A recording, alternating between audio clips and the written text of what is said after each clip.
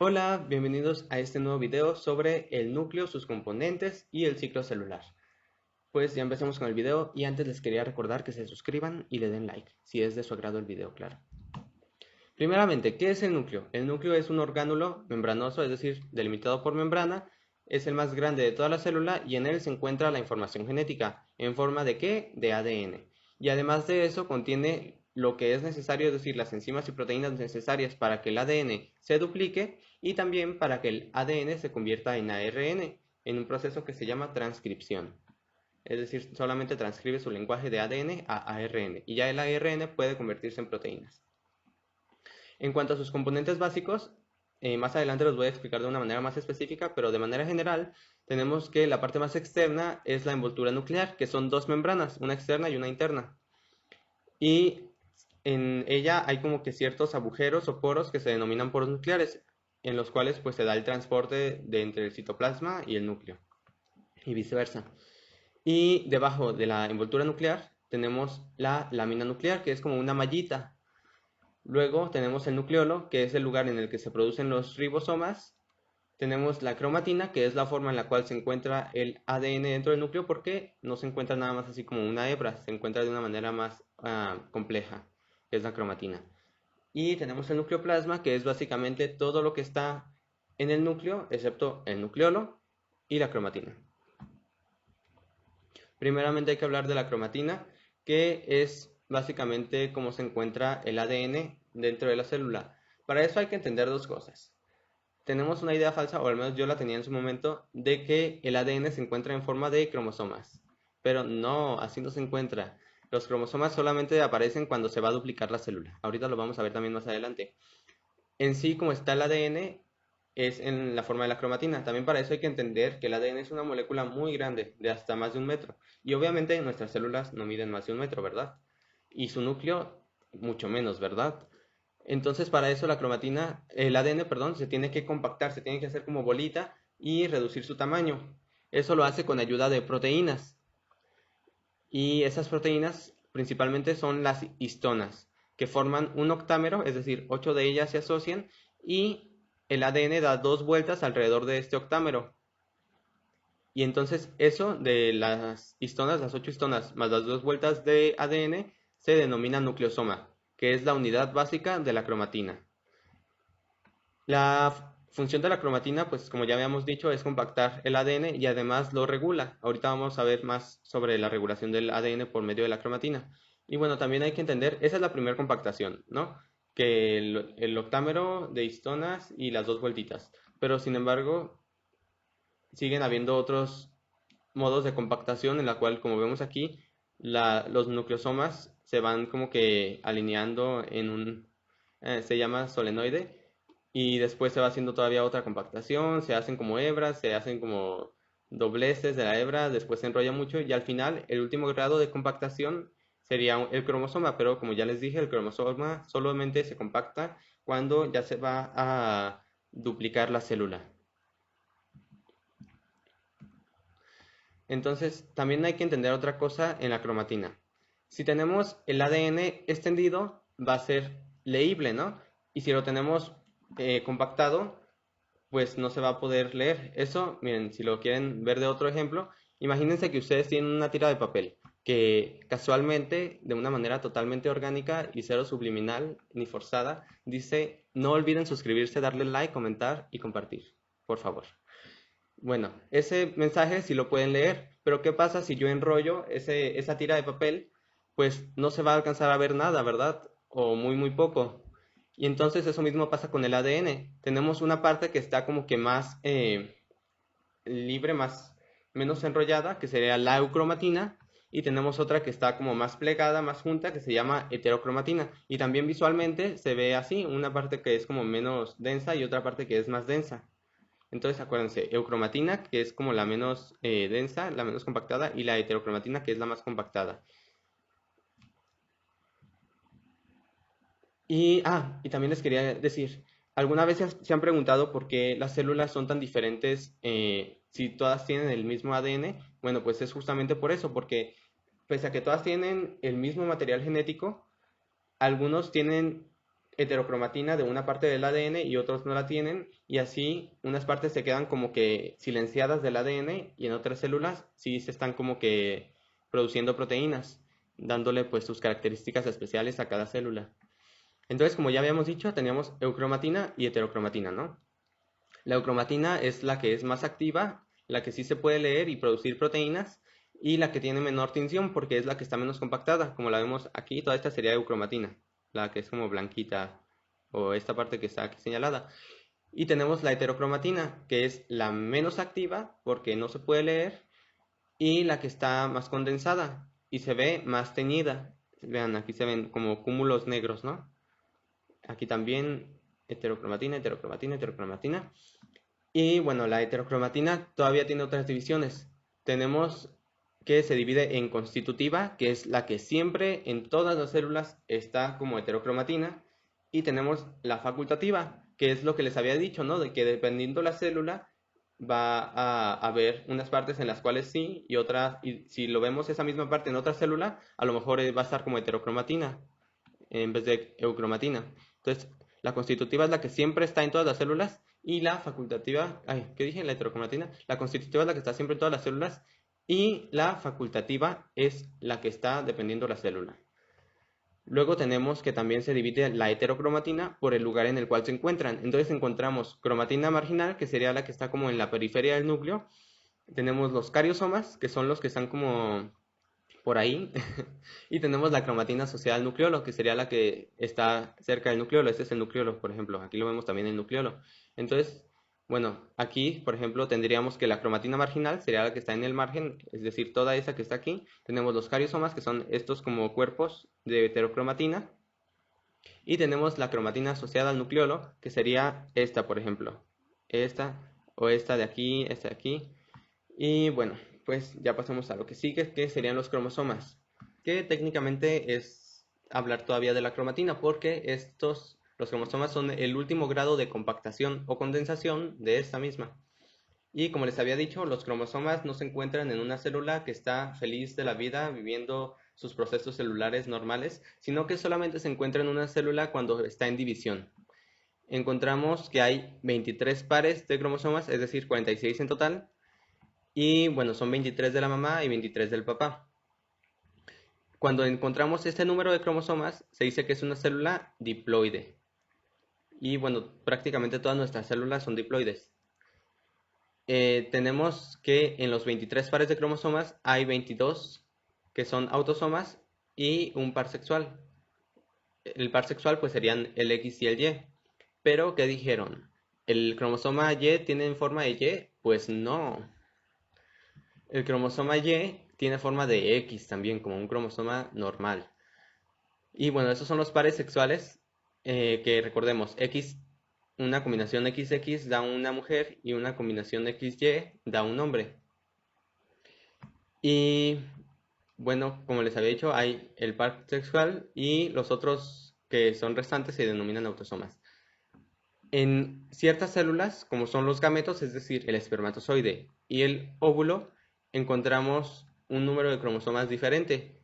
Tenemos 23 cromosomas en vez de 23 pares de cromosomas. A este tipo de células se le denomina células haploides o que tienen un número haploide de cromosomas. ¿Y esto qué función tiene? Bueno, la función es que cuando el espermatozoide se junte con el óvulo, va a poder formar una célula completa que ahora sí, pues ya va a poder ser una célula diploide. Aquí tenemos, ¿no? 23 más 23, pues da los 46 de una célula diploide normal. Vamos a hablar también de las partes del cromosoma. Tenemos que el cromosoma es con una forma de X, ¿no? Que tiene como 4 patitas, que son brazos, se denominan brazos así tal cual. Y si los dividimos por la mitad de una manera vertical, podemos ver que está compuesto por una cromátide y otra cromátide. Las cromátides, la división de las cromátides es muy importante porque cuando nosotros tenemos una célula que no se está dividiendo, solamente tenemos cromosomas formados por una cromátide. Si compactáramos ese material, solamente daría un cromosoma a la mitad, es decir, no tendría la forma de X.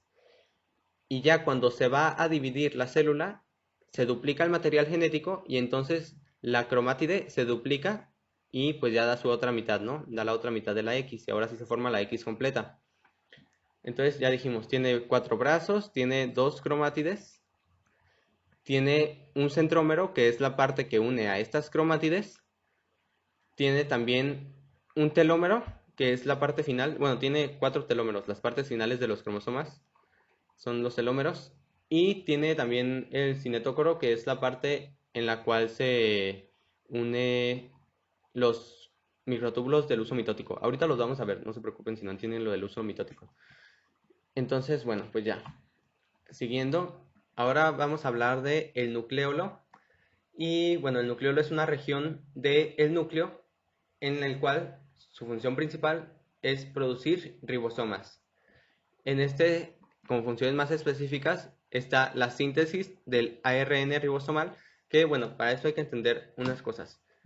Los ribosomas, como ya les había dicho en el video de citoplasma celular, están compuestos por una subunidad grande y una subunidad pequeña, ¿no? Subunidad mayor y subunidad menor.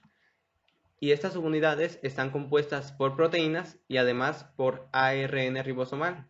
Entonces, sí, no todos los ARNs dan proteínas, sino que hay ARNs, como el ARN ribosomal, que su función es ser como estructural, tiene una función estructural en los ribosomas, forma parte de su estructura.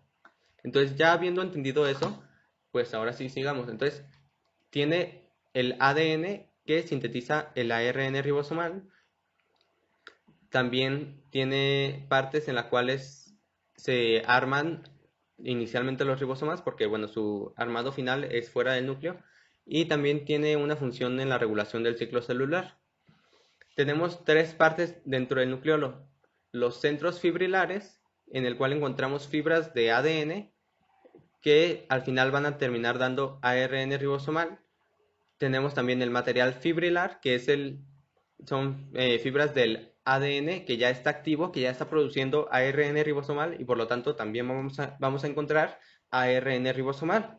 Y también encontramos el material granular, que es donde están armándose ya los ribosomas, dando preribosomas. Y bueno, una duda que aquí podría surgir es de dónde salen las proteínas en el armado de los ribosomas.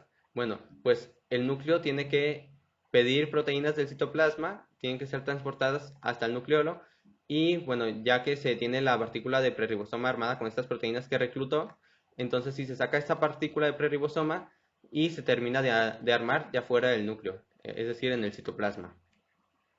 Aquí tenemos fotos de cómo se ve el nucleolo, son fotos reales, vemos que se ve con un acercamiento muy grande, con una forma como de malla, y bueno, ya en una microscopía óptica, es decir, con el microscopio común, tenemos así como una parte más densa, más como morada dentro del núcleo, como lo podemos ver aquí. Ahora vamos a hablar de la envoltura nuclear. Como ya les había dicho, esta está compuesta por 2 membranas.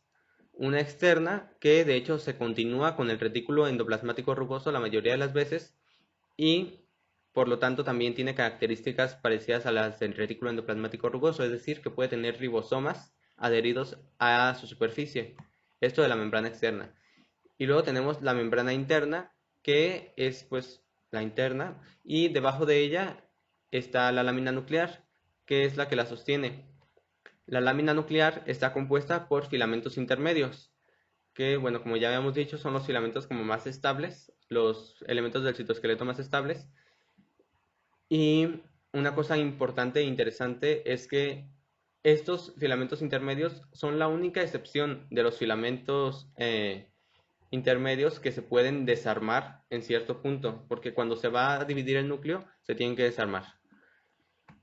Y también hay que decir que entre las 2 membranas, entre la externa y la interna, se encuentra un espacio que se denomina espacio perinuclear o cisterna perinuclear, que se continúa con las cisternas del retículo endoplasmático rugoso, como podemos ver aquí. Luego tenemos que hay partes en las cuales la membrana externa y la membrana interna se fusionan y dejan como que un espacio en el cual pues están los poros nucleares. Los poros nucleares son básicamente esta como abertura, este agujero en las membranas. Y dentro de ese poro nuclear muchas veces encontramos algo que se denomina complejo del poro nuclear, que es como un complejo proteico en el cual se regula el paso de sustancias del núcleo hacia el citoplasma y del citoplasma hacia el núcleo.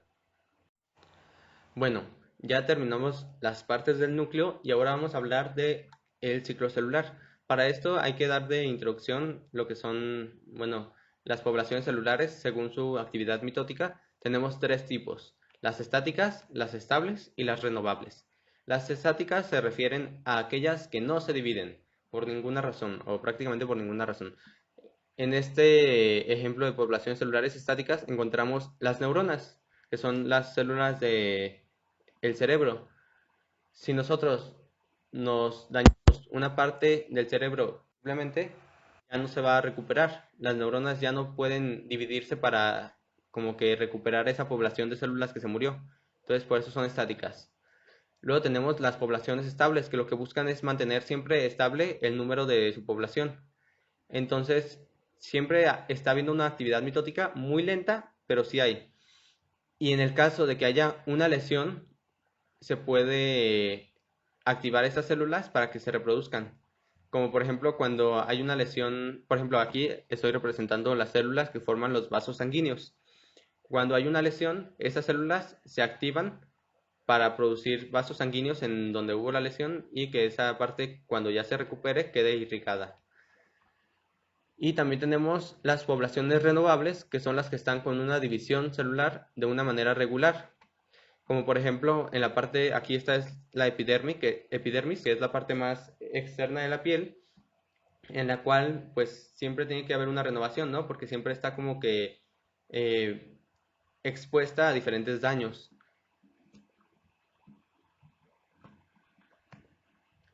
Aquí ya vamos a hablar ahora sí del ciclo celular y tenemos que el ciclo celular está compuesto por dos como partes que sería la interfase y la mitosis.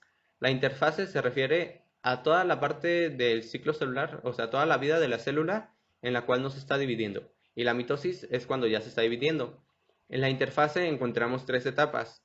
La G1, que relacionenlo como de crecimiento, y es la parte en la cual la célula está viviendo su vida feliz, está creciendo, está ganando material, está cumpliendo sus funciones y se está preparando para posteriormente hacer una síntesis. O bueno, si es una célula de una población estática, pues no se va a reproducir, ¿verdad? Nada más se va a mantener siempre en esta fase de G1. Después de la G1 sigue la parte o la fase de síntesis, la fase S de síntesis. Y en esta parte se duplica el DNA. Bueno, aquí se los cambié, pero en español ADN. En esta parte se duplican las cromátides, como ya hemos dicho. Nada más, todavía no se forman los cromosomas, pero ya se duplicó el material para que cuando se condensen los cromosomas, ahora sí estén formados por dos cromátides, como vemos aquí. Bien, aquí está el ejemplo de lo que les decía, de que los cromosomas no siempre están compuestos por dos cromátides, sino que a veces tienen esta forma, que es cuando está como en su vida normal. Y tenemos la parte G2, que es cuando ya se completó la síntesis y ya nada más se está preparando la célula para hacer mitosis. La mitosis involucra la cariocinesis, que es la división del núcleo, y la citocinesis, que es la división de la célula como tal ya completa. Además, es importante decir que tenemos puntos de control dentro del ciclo celular que están regulando que todo salga bien. Uno de los puntos más importantes es el punto de control de restricción. En este se checa que la célula esté preparada metabólicamente hablando, es decir, que esté como que gordita y bonita para que se pueda ahora sí pasar a las siguientes partes del ciclo celular. Y bueno, si no se cumple, pues no puede pasar. Una cosa importante que hay que decir es que, bueno, otros puntos de control regulan que el ADN esté bien duplicado, que no haya errores en él. Y si los puntos de control no funcionan, se produce una catástrofe mitótica que puede conducir a dos cosas. Una, que la célula sí detecte que esté mal y se muera porque dice, no, yo estoy mal y no quiero generar tumores. Y la otra es que la célula sea rebelde y aunque esté mal, se vaya a dividir y dividir y dividir y eso puede dar cáncer. Bueno, ahora vamos a hablar de la mitosis, que es básicamente la división celular. Es cuando ya pasó por las otras etapas del ciclo celular la célula, ya creció, ya duplicó su material genético, y entonces ya con este doble material genético, una parte lo pasa hacia un lado y otra hacia otro, de una manera equitativa, igual, y al final de la mitosis, la célula se divide y también, bueno, su núcleo se divide y al final la célula se divide y da dos células hijas. La mitosis se divide en 5 etapas, o lo pueden encontrar como en 4 dependiendo de dónde lo lean. A veces algunos libros omiten la prometafase. Entonces las 5 etapas serían la profase, la prometafase, la metafase, la anafase y la telofase. En la profase, los cromosomas se condensan. Recuerden que antes de la mitosis, el ADN se encuentra en forma de cromatina, es decir, eucromatina y heterocromatina. Se encuentra así como hilitos ahí dispersos, ¿no? Y entonces ya que se va a hacer la mitosis, se condensa mucho la cromatina hasta llegar al grado de compactación de los cromosomas. Y eso es lo que pasa en la profase, primera fase. Luego encontramos la prometafase, que es la parte en la cual la envoltura nuclear y el nucleolo desaparecen y el cinetócoro aparece, que es una región del cromosoma cerca del centrómero, que es el centro del cromosoma, que, bueno, ahorita vamos a ver, se une al uso mitótico, a unos microtúbulos del uso mitótico. Ahorita lo voy a explicar mejor. Entonces, prometafase, se elimina la envoltura nuclear y el nucleolo, y aparece el cinetócoro, o cinetocoro, no sé cómo se pronuncia. Luego tenemos la metafase aquí, donde se forma el uso mitótico, que es como estas estructuras, estas como líneas que vemos aquí, y se alinean los cromosomas al centro. Miren, déjenme les explico mejor del uso mitótico. Ya habíamos dicho en el video de citoplasma celular que los microtúbulos se organizan alrededor del centro organizador del microtúbulos. Y una función extra que tiene el centro organizador de microtúbulos es formar el uso mitótico, que es básicamente un complejo formado por muchos microtúbulos que favorecen la mitosis. Tenemos 3 tipos de microtúbulos en el uso mitótico. Los astrales, que relacionan astrales como con estrellas, que están como hacia todos lados menos hacia los cromosomas, como estos que vemos aquí y estos que vemos aquí. Luego tenemos los microtúbulos cinetocóricos, en los cuales se unen al cinetócoro, es decir, a la parte central del cromosoma. Y tenemos los microtúbulos polares, que son los que atraviesan más allá de los cromosomas y se unen como con los microtúbulos polares del otro lado del uso mitótico. Y ahorita vamos a ver su función de los microtúbulos cinetocóricos y polares. Entonces, en la metafase se formó el uso mitótico, es decir, estas estructuras de microtúbulos, y además se alinean los cromosomas al centro. Los microtúbulos del uso mitótico alinean los cromosomas hacia el centro, como vemos aquí. En la anafase lo que pasa es que se separan las cromátides. ¿Esto cómo pasa? Regresemos a la imagen del uso mitótico. Tenemos microtúbulos cinetocóricos que están pegados al cromosoma, uno de un lado, bueno, muchos de un lado y muchos también del otro lado. Entonces, cuando se empieza a jalar la célula como hacia ese lado y la otra célula hacia ese otro lado, las cromátides se dividen y entonces una cromátide se va hacia una célula y otra cromátide se va hacia otra. Pero ¿cómo pasa esta como división, este empuje de que las cromátides se van hacia a un lado y las otras hacia otro? Bueno, eso pasa gracias a los microtúbulos polares. ¿Se acuerdan que teníamos unas proteínas que se movían a través de los microtúbulos, ¿no? Y que movían cosas. Bueno, pues además de mover cosas a través de los microtúbulos, también mueven microtúbulos como tal. Imagínense que aquí tenemos un microtúbulo y aquí tenemos otro, ¿no? Este viene de acá y este viene de acá. Y entonces estos son los microtúbulos polares que pasaron por aquí, como vemos aquí, este y este. Y entonces esas proteínas motoras lo que hacen es mover este microtúbulo hacia acá y este otro hacia acá, dándole como el impulso para que los cromosomas se puedan separar.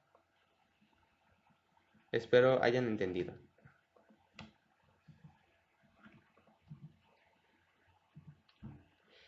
Y bueno, déjenme borro esto. Ya. Entonces ya tenemos la profase, se condensaron los cromosomas. La prometafase, pues desaparece la envoltura nuclear, el nucleolo, y aparece el cinetócoro, que después en la metafase se forma el uso mitótico y se une los microtúbulos cinetocóricos al cinetócoro, alineando los cromosomas al centro. En la anafase se empiezan a separar las cromátides, gracias a lo que había explicado hace rato, y la telofase, ya en esta parte ya se separaron los cromosomas por completo y se empiezan a descondensar, dando pues ya cromosomas normales de una sola cromátide, pero bueno, ya no tienen forma de cromosomas, sino que se empieza a formar la cromatina otra vez. Y aquí pasa la citocinesis, es decir, se divide la célula ya por completo, dando las dos hijas. Telofase, relaciónenlo con telómeros. ¿Se acuerdan que los telómeros eran las partes finales de los cromosomas, no? Bueno, pues la telofase es la parte final de la mitosis. Y entonces, bueno, aquí otra parte que no les dije de la telofase es que se vuelve a formar la envoltura nuclear y también el nucleolo. Bueno, ahora vamos a hablar de la meiosis y para esto es muy importante que ya hayan entendido el tema de la mitosis, porque la meiosis involucra todo lo que ya vimos de la mitosis, pero es más compleja. Esta tiene dos funciones: la producción de gametos, es decir, espermatozoide y óvulo, que son células haploides, porque en la meiosis se reduce el material genético, y una función también muy importante es la recombinación genética. ¿Por qué? Porque esto garantiza que la descendencia no tenga un mismo ADN y así pues favorece su supervivencia, ¿no? El hecho de que haya más variación. Eso pasa así. Imagínense que tienen un cromosoma 21 del papá y un cromosoma 21 de la mamá. Entonces, en cierto punto de la meiosis, los cromosomas se juntan y se comparten material genético. Y entonces ya queda un cromosoma totalmente nuevo al del papá o al de la mamá. Y bueno, esto garantiza lo que les decía de la variación en la descendencia. Ya yéndonos más profundamente como en lo que pasa, esta se compone de dos divisiones que son consecutivas y que entre ellas no hay síntesis. Recordemos que la célula viene también, al igual que en la mitosis, viene de su ciclo celular, en el cual ya pasó por una fase en la cual hubo síntesis del ADN, y entonces ya cuando pasa a la meiosis también se forman los cromosomas así, de dos cromátides. Y entonces tenemos la primera división, que se llama meiosis 1, que también se puede denominar división reduccional porque reduce el número de cromosomas. Lo que pasa es que se va, después de que hubo una recombinación genética, el del papá se va hacia un lado y el de la mamá se va a otro, de manera aleatoria. Se pueden ir, no sé, 13 del papá hacia un lado y 10 de la mamá hacia ese mismo lado, y pues así se pueden combinar los números, ¿no? Y en la meiosis 2, que es la ecuatorial, o sea, aquí ya se dividió como este cromosoma hacia acá y este hacia acá. Entonces tenemos este cromosoma ya que ya pasó por la meiosis 1, y como ya no hay una división, lo que pasa es que en la meiosis 2 se pasa como una mitosis. En la meiosis 1 se fueron los cromosomas completos y en la meiosis 2 lo que hace es que se cortan las cromátides. Se va una cromátide hacia acá y otra cromátide hacia acá, como vemos aquí. Entonces, meiosis 1 se jalan cromosomas completos, meiosis 2 se jalan las cromátides. Espero haya quedado claro. Ahorita lo voy a explicar mejor, paso por paso. Bueno, hablando primero de la meiosis 1, que es la reduccional, la parte más importante de la meiosis 1 es la profase, porque al igual que en la mitosis, tenemos profase, metafase, anafase y telofase. En la profase, lo primero que pasa, al igual que en la profase normal, es la condensación, es decir, se hacen visibles los cromosomas. Y ya aquí empieza a haber una parte importante que es el pareamiento, empieza a buscar parejas. El cromosoma 21 del papá se va con el cromosoma 21 de la mamá, el cromosoma 2 del papá se va con el cromosoma 2 de la mamá. Entonces aquí vemos que se juntan, ¿no?, con los cromosomas que son homólogos. Ese es en la parte del leptoteno. Luego en el cigoteno lo que pasa es que se unen, esas parejas se unen. Luego, en la parte que yo creo es la más importante y la más diferencial de la mitosis, es la recombinación genética que sucede en el paquiteno. En esta parte, ya que se quedaron unidas los cromosomas homólogos, se comparten material genético. Y entonces, ya después del paquiteno, se inicia la separación. Sin embargo, quedan unidas algunas partes de los cromosomas por unos sitios llamados quiasmas, que estos quiasmas son los sitios en donde hubo esta recombinación genética, como vemos aquí, aquí y aquí. Esto pasa en el diploteno.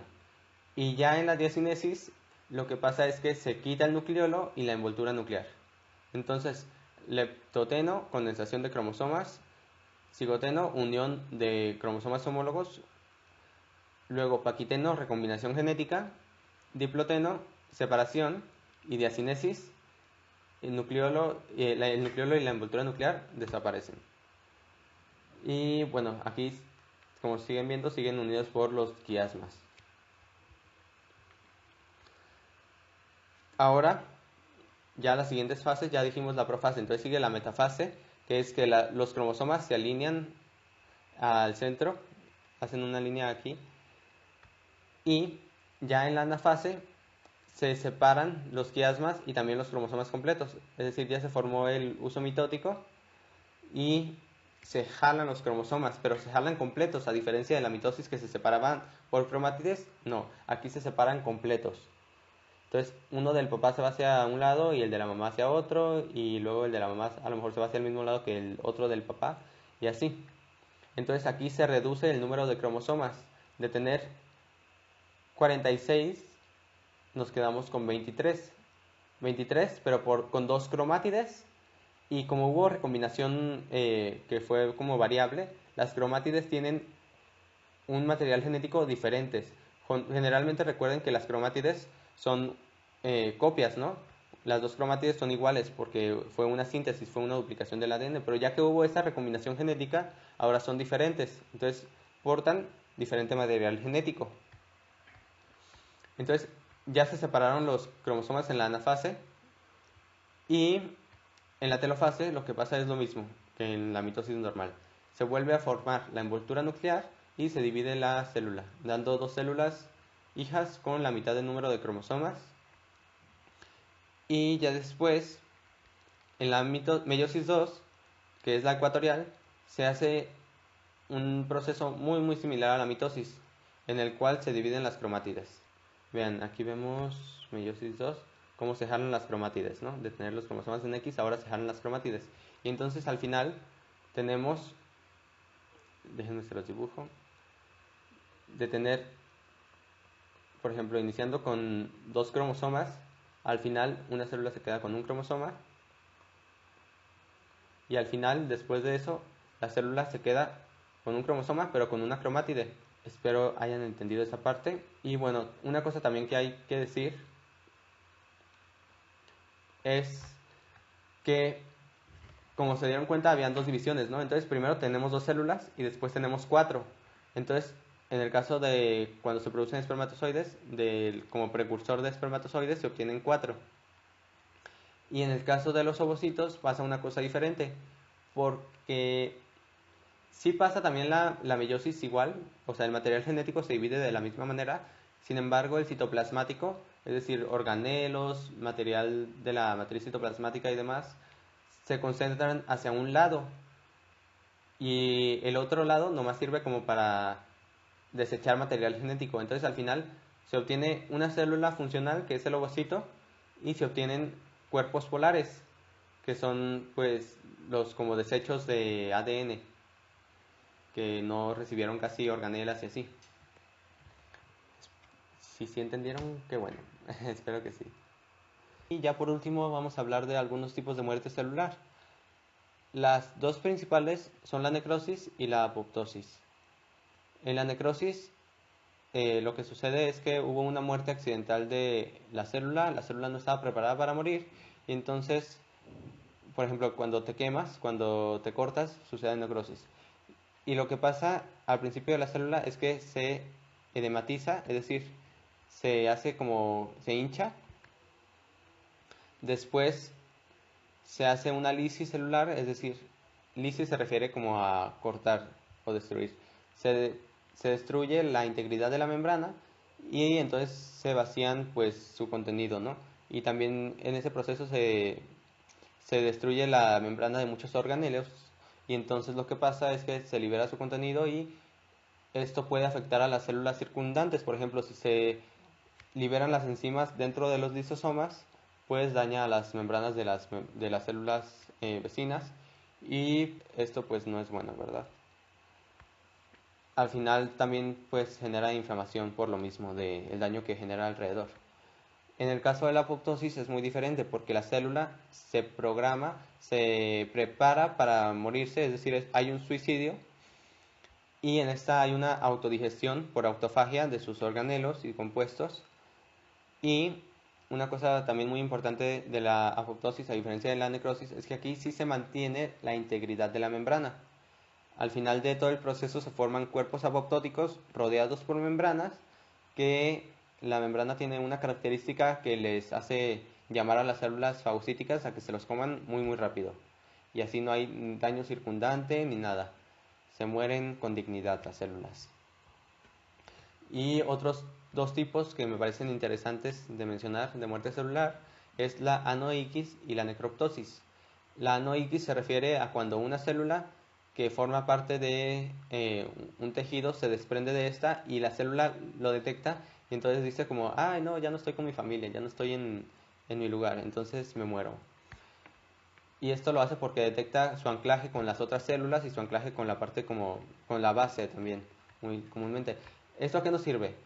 El hecho de que cuando ya no está en su parte, en su región indicada la célula se muera, pues hace que no se pase a otros lados y no se siga reproduciendo. Porque, por ejemplo, si no detecta eso, si no pasa la anoiquis y la célula se sigue reproduciendo, pues genera tumores en otros lados. En el caso de la necroptosis, es morfológicamente parecida a la necrosis, es decir, genera el mismo como resultado, un resultado muy parecido, pero dentro, intracelularmente, es más parecida a la apoptosis, porque esta sí es programada. Básicamente está programada, pero genera los mismos efectos que la necrosis. ¿Eso de qué nos sirve? Por ejemplo, cuando hay un virus, muchas veces los virus interrumpen el proceso de apoptosis. Entonces la célula, pese a que detecta que está infectada, no se puede morir, no se puede matar. Y entonces, ¿qué pasa? Que tiene que recurrir a otro mecanismo que sería la necroptosis para morir. Entonces sí es importante, sí tiene una función. Y pues ya, es todo por el video. Espero les haya gustado, les haya servido, les haya ayudado mucho a comprender el tema, si es que no lo comprendieron en un inicio o si lo hacen como antes de leer.